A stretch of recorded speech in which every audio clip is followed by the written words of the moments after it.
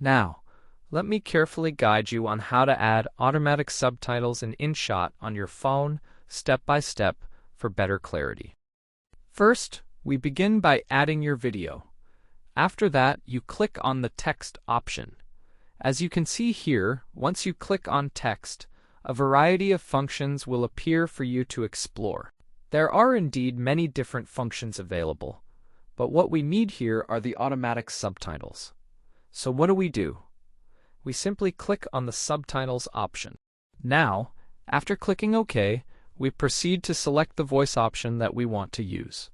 For instance, if we have a person in the video who is speaking English, we will choose the English voice option here.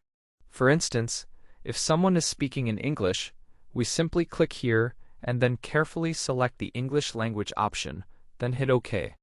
Now, after that, you can carefully choose from various fonts and effects all at once. It's that simple.